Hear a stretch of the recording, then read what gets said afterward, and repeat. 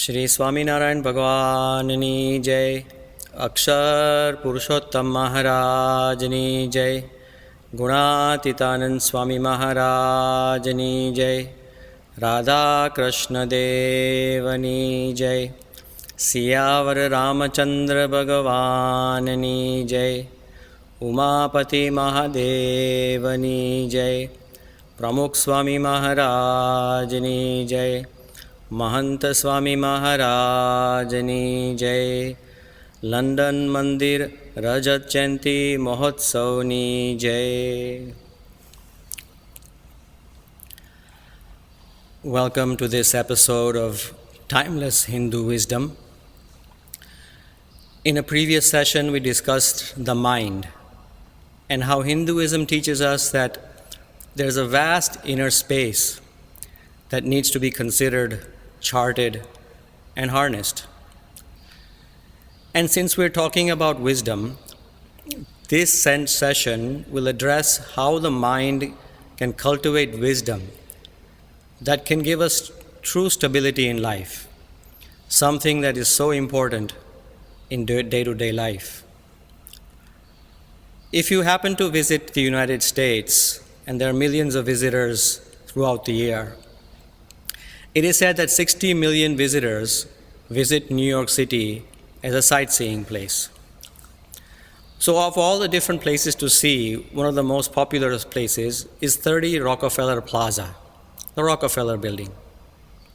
So many times people go to the viewing gallery and enjoy the sights of the city of New York or Manhattan.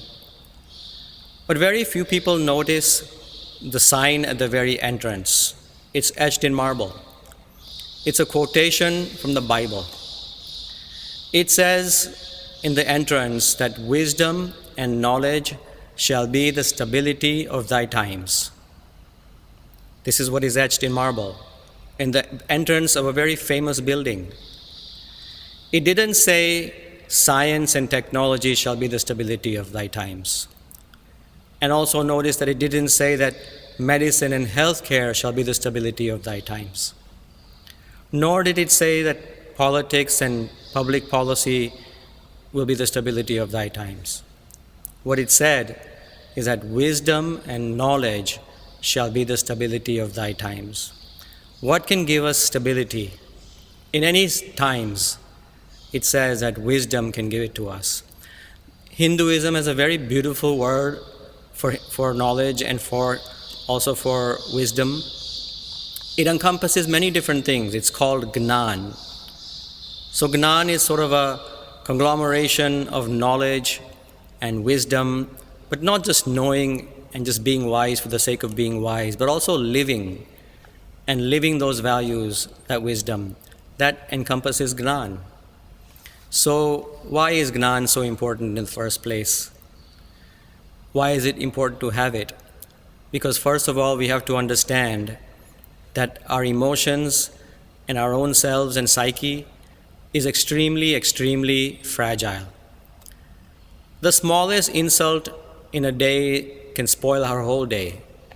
Even though we may be surrounded by comforts and conveniences, those things don't matter when we become insulted or agitated emotionally. We could be driving the best car, the most beautiful car, but if someone stops at a red light and someone next to you says to you that, your car is really, really beautiful, but unfortunately your face doesn't match your car, imagine what would happen despite sitting in a very comfortable and convenient car. It may look good, but those small words of insults can end up destroying our whole day. It makes us agitated. We lose our stability. We are very fragile. And it's not just us, even in children. Daniel Goleman, he's written a very nice book called Emotional Intelligence, in which he cites an incident of a 9-year-old boy. One day he went on a rampage in school. He started pouring paint over school desks and destroying computers. He vandalized cars in the parking lot for no reason at all, seemingly. But when he was caught and he was asked the question that, why did you do these foolish things? The boy answered very simply that my third grade classmates called me a baby and I wanted to impress them to show them that I'm not a baby anymore. Imagine just few words of insults and how it can affect us. It's everywhere. Our emotions are very, very fragile, whether we happen to be an adult, a child, or whether we happen to be millionaires, billionaires, or even poor people. Everyone is affected by emotions. Kings are affected by emotions. You would think that a king would have everything he would need, but yet emotions are very, very fragile. The Hindu scriptures tell a very beautiful story in the Mahabharata. But what exactly is the Mahabharata but a giant war between brothers? But why did it come about? It came about because Duryodhana's feelings were hurt when he was told by Draupadi ji, when he fell into an illusion that looked like water. Draupadi said to him that a blind man's son is bound to be blind. Dhritarashtra was blind, and so she called Duryodhana blind, although he wasn't blind. But what happened in Duryodhana's mind? Rage and fury, and it eventually turned into the entire Mahabharata war.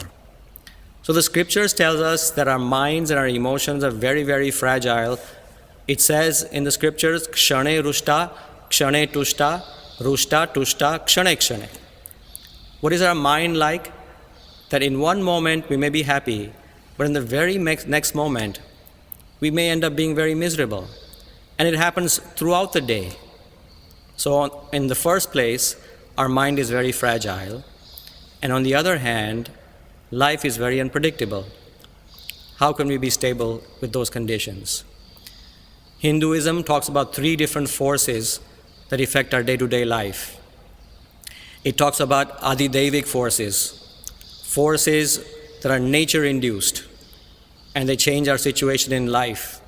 We may be perfectly safe in our home, but an earthquake can always happen. Tornadoes, hurricanes, they affect our life, and sometimes even pandemics. We didn't want the pandemic, and yet it happens to us. Life is unpredictable, Adidevic forces. Then it talks about Adibhautik forces. We may be in a perfectly good bunker with no hurricanes and earthquakes and tornadoes to affect us, but Adibhautik forces are people-induced situations. We may be perfectly safe, but someone destroys our life or disrupts our life. We may be a defensive driver driving very safe on a highway or a street, but someone behind you isn't like that, and they hit you from behind. People-induced situations. You may be practicing social distancing. That doesn't mean someone behind you won't cough. Adibhautik forces. And then the third type of force that affects us is called Adhyatmic forces. The most difficult type of forces to prevent. Those are forces from our own minds. We sometimes create our own miseries. And many times, in fact most of the times, they're just perceived miseries. Sometimes we worry about the past. Sometimes we can't forget the past. Sometimes we worry about the future. And many times we're not satisfied with the present. Our mind creates miseries. So on the one hand, we have life, our emotions are very fragile. On the other hand, life is very unpredictable. So what can we do? What we need to do is to find stability of mind. And how can we get there? First of all, we have to understand that when our mind is stable, we make better decisions. The Gita says it very nicely. Arjun asked Krishna Bhagwan, what are the qualities of someone which he calls Stita Pragna? Stita Pragnasya ka bhasha samadhistasya keshava. So how does a man that is Stita Pragna, a man with an absolute stability of mind, how does he behave? What does he talk like? How does he think? A very important question, because Arjun knew that a Stita Pragna Purush, a man with stability, makes better decisions. If you don't understand this concept, ask a colonel by the name of Colonel Hughes. In April of 2003, Colonel Hughes of the American Army, he was leading a group of army soldiers going to meet a cleric near the holy city of Iraq, in Iraq. His goal was very simple. he wanted to ask for help in distribution of some relief supplies in a nearby distribution center. But as he passed through the streets of that holy city and with the army soldiers, a mob that was standing in the city, they thought that these people were there to arrest their spiritual leader or maybe to even destroy their mosque. And so they became very angry and hostile. Several people started to yell words at the American soldiers. But eventually it turned more volatile and people started actually throwing stones at these people. And Colonel Hughes had to think fast. What would he do? A decision had to be made. What kind of decision? He could tell soldiers to do what they were trained to do, to fire back, to get ready and shoot. But that's not what he did. He had a stable mind. He told his soldiers three things. He said, take your knee, bow down. No soldier is ever trained to do that, but he said it. Bow down, take a knee. He said, point your rifles to the ground. You can't do that when people are hostile in front of you. At any moment, someone could shoot. And the third thing he said was just smile. And in those three words and those three orders, the soldiers obeyed. And the mob's mood also changed. They realized that these were not bad soldiers. Eventually, the soldiers backed away, smiling, and they went to deliver the supplies, and everything was safe. You didn't hear this incident before. But if you would have heard about this incident, it would have been because many people would have been killed. But Colonel Hughes made the right decision. A stable mind can make better decisions. A stable mind can also perform better. We know for sure that athletes perform better when they're stable, and then when they're nervous, they perform very poorly. We know that a stable mind is much better for relationships. We get better relationships, and relationships are deeper and longer and stronger when our minds are stable. And that's why Hinduism talks about stability with Gnan. But it talks about two different types of stability. There is a short-term stability, which we can get with very simple things. So Hinduism teaches about pranayama and breathing, and slow breathing can lead to calmness, and it works. But we won't be able to be conscious of our breathing all the time. Hinduism goes a step further and talks about exercise and yoga, stretching and breathing exercises. What that means is a better blood flow to the brain, more oxygen to the cells. But we can't be doing yoga exercises all the time. It goes deeper and talks about meditation. It calms the mind, it calms the body. But what happens when our eyes open after meditation? We have to live most of our lives with our eyes open. How can we have longer stability? Long-term stability is what Hinduism talks about. And that is what we're here to say, that Gnan is the way to long-term stability. Gandhiji often said that whenever doubts and disappointments stare me in the face, and I see not a ray of hope on the sky, in the horizon, at that moment I turn to the Gita and I find a verse that comforts me and cures me of my disappointments and doubts. Where did he go for Gnan, for wisdom, for stability? He went to the Gita, to words. And so Hinduism talks about many different types of wisdom and Gnan. One form that is very important is called Sankhya Vichar. The awareness and the thought that everything around me is temporary, it's not mine. Just that thought and that awareness can give us long-term stability. Genghis Khan was a great ruler of Mongolia. We all know of him. He had the largest continuous empire in history, 4 times more than Alexander ever conquered. But what did he want? He wanted to be the sole ruler of the earth. He said that as there is one sole sun in the sky, there should be only one ruler on this earth, and that should be me. But he didn't realize that it's all temporary. The greatest empire can't be taken with you when you die. And so, on the last days of his life, he went to his doctors. He happened to be ill. And he said, find me some kind of medicine to make me immortal. But the doctor said that's impossible. We have ways to protect life, but we cannot prolong your life to be immortal.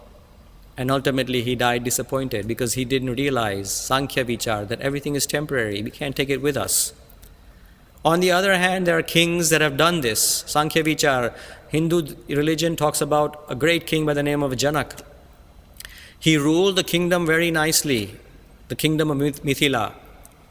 But he also had the knowledge that this is not really mine. He ruled it perfectly, but with a thought of Sankhya Vichar. One day, he happened to be seated in a spiritual discourse. His guru, Ashtavakra, was delivering the discourse. Ashtavakra decided to test the people on the assembly. He made the entire city of Mithila seem as if it's burning, an illusion. And everyone started running around to say what they could. They tried, but of course it was an illusion. Even the sannyasis left to say what they could. The only person sitting at the end was King Janak. Ashtavakra asked Janak that, listen, you have the most to lose. The entire Mithila is burning. You have the most to lose. Why aren't you running? At that time, Janak said very famously, Mithilayam pradiptayam, na me dahyati kinchana. That in this city of Mithila, nothing of mine is burning. It's not mine. He was just ruling it. It's not really mine. Sankhya Vichar can make us stable, but there is one step further to Sankhya Vichar that we must realize, that is that even my body is not permanent. Even death is imminent. Hinduism does not view death as negative. It tells us that death can also teach us a lot about life. Gita, in the Gita, Krishna Bhagavan tells Arjun this very same thought of Sankhya Vichar, that listen Arjun, that understand that you'll have to die. Jatasya hi dhruvo mrityu, janma mrutasya cha. For those who are born, death is imminent.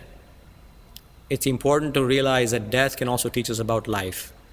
In 2009, in January, a US Airways flight 1549, took off from LaGuardia. And a man was seated in first class by the name of Rick Elias in 1D.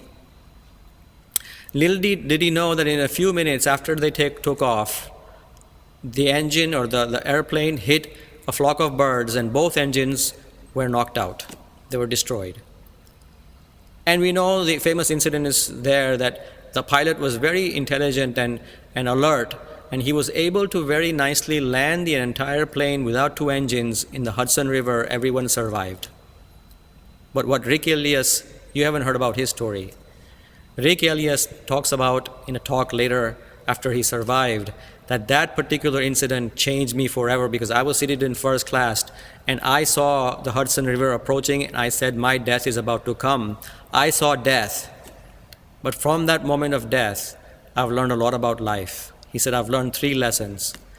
He said, I saw death, and so from today, I'm vowing that I'll not waste a single minute of my time, because time is precious. Secondly, he said, I learned from that near-death moment that I'll not waste my energy on negative energy. So much of my life goes in ego and in jealousy and anger, and it's not necessary. And so he learned about that. And the third thing he mentioned is that I learned that I need to take out time for my family as well, because that's important. Death taught him about life, and that's why Hinduism teaches us these concepts, that we can learn Sankhya Vichar and understand that we are not permanent, neither is our body. But Hinduism goes even deeper than that. It talks about Atma Vichar. Hinduism says that we are not really physical beings having spiritual experiences. In reality, we are spiritual beings having physical experiences by mistake. And so Hinduism teaches us that we are really the Atma, not the body, because the body may die. The Atma continues to live on. In many of the scriptures of Hinduism, there are many stories that talk about how the Atma can affect people's life. Just the awareness. One of the kings that is mentioned in the stories in the Bhagavad is a story of King Parikshit. Parikshit happened to be a great king, but one day, just to jest and mock a sage, he did something funny or a prank to a sage. The sage's son did not like his father being insulted, and so he cursed King Parikshit, saying that, you insulted my father, you will be bit by a snake in 7 days. And so Parikshit realized that because the curse was imminent, that his death was also imminent in 7 days. What would you do if you only had 7 days to live and you knew it? So Parikshit realized that my kingdom is not going to help me in life anymore. So he left his kingdom. He went to the forests and he found a sage by the name of Shukdev, and he said to Shukdev ji that teach me all I can learn in 7 days because my death is imminent. Let me know what I have to learn about life so I can be stable even in this moment. And what did Shukdev ji teach him? Shukdev ji taught him that tam tu rajan marishyasi imam pashubuddhi tyaja. Shukdev ji told King Parikshit that understand that you won't die, the Atma is immortal, it doesn't die. And so in that moment, Parikshit found solace with Atma Vichar. But Hinduism goes one step further. It talks about Paramatma Vichar. You can swim across a river, but to swim across an entire ocean is impossible. And so the Gita also talks about this type of wisdom or Gnan, Paramatma Vichar. After Krishna Bhagwan explained to Arjun everything that he could about Atma and Sankhya and all those thoughts and mindsets to Arjun, ultimately Krishna Bhagwan says to Arjun, Sarva dharman parityajya mamekam sharanam vraja. That after all I've said to you and after all the thoughts that you have in your mind, forget everything and do only one thing, take my sharan, my feet, and bow down to Bhagwan. Understand Bhagwan, have faith in Bhagwan. Ultimately, Paramatma Vichar, the thought of Bhagwan, being the all-doer, is the ultimate form of stability that can give us stability in any moment of life. We have to understand that many times these kind of thoughts can give us two different things. It gives us stability in failure, but it also gives us humility in success. The Gita mentions very nicely that although we may have failure, if we have the thoughts of Bhagwan, faith in Bhagwan, then we can remain stable in all conditions. The Gita mentioned, Dukheshu anudvignamanaha, Sukheshu vigata spruhaha. That even in the moments of dukh, in misery, we can remain stable.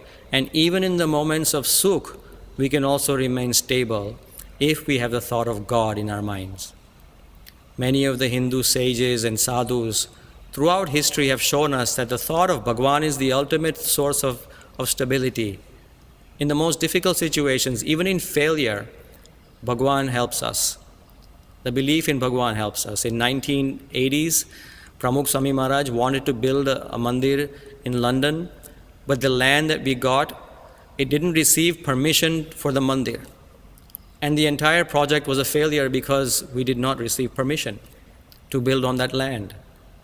Pramukh Swami Maharaj would have been dejected, any other person would have been dejected. But Pramukh Swami Maharaj knew that Bhagwan does, what he does is for the best. He put everything in the hands of God and he remained stable and he was able to overcome failure. But more than just failure, Bhagwan, faith in Bhagwan, that thought and mindset also teaches us to have humility in success. Pramukh Swami Maharaj, not only did he have failures in his life, he had many, many successes in life. But despite all of those successes, Pramukh Swami Maharaj was able to remain humble and not let those successes get to him. And ultimately, he became more stable because of it. Pramukh Swami Maharaj had lots of successes in building mandirs. Indeed, the great mandir in Akshardhams in Gandhinagar and Delhi, they're world-renowned. But you ask Pramukh Swami Maharaj, and he'll always say that this is not my creation, it's the creation of Bhagwan, it's the creation because of my Guru and their vision that made it happen. Humility always kept his feet on the ground, and that humility came from the belief in Bhagwan. No matter what happened, Pramukh Swami Maharaj was grounded on humility and on Bhagwan, and that's what made him stable. So we've learned three different types of wisdom and Gnan that Hinduism has to offer to us: Sankhya Vichar, Atma Vichar, and Paramatma Vichar. But at the end, we have to understand one very important thing. that all of this kind of gnan and wisdom cannot come without faith. Ultimately, we have to rely on someone else's experiences. So we have to have faith in the scriptures. We may not be able to imbibe this gnan immediately, but faith in the scriptures. What they teach us is right, and what they teach us is important. Even more importantly, faith in the Guru. What the Guru teaches us is also right, it's also important. It's even more important. And Pramukh Swami Maharaj, he taught this concept in his life, that wisdom is the way to stability. If we want to get knowledge, if we want to get wisdom, and ultimately, if we want to get stability, the best way is to find a guru and then to follow his guidance. Because he has seen the light, he has walked the path, and that way we can also get stability. If we do that, then knowledge also follows. If we do that, wisdom follows. And if we do that, the stability that we seek in day-to-day life is bound to follow. Shri Swaminarayan Bhagavani Jai.